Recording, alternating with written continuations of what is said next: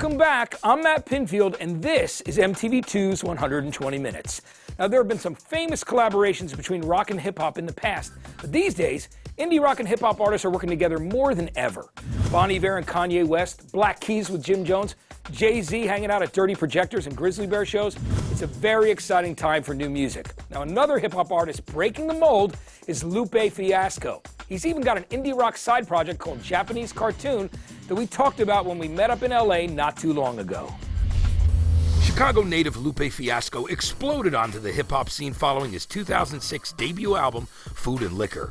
But what defines Lupe is how he uses the musical platform he's created to talk about issues that you don't hear often in popular music.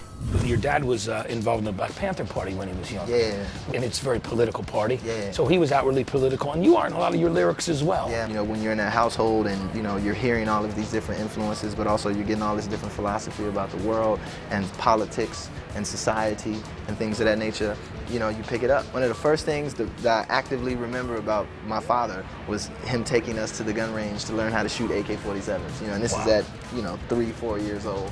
And so it's from that end all the way to just understanding, you know, how the world works. And true to those ideologies, Lupe jumps on any opportunity to broaden his horizon and expand his eclectic taste in music.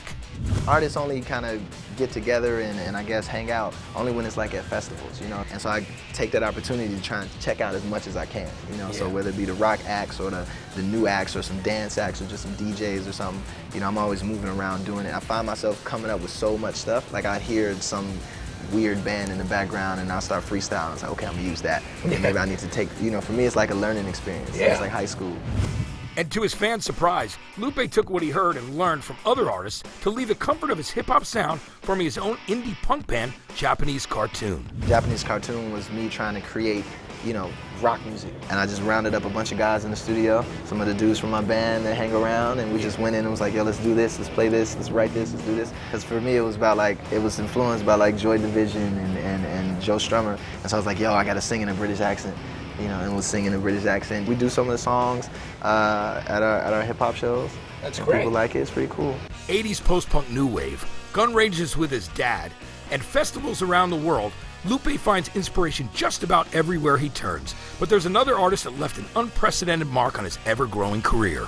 The defining moment actually took place prior to my career actually even kicking off. Jay-Z came to Chicago, and I got a chance to rap for him at his hotel room, first time I ever met him.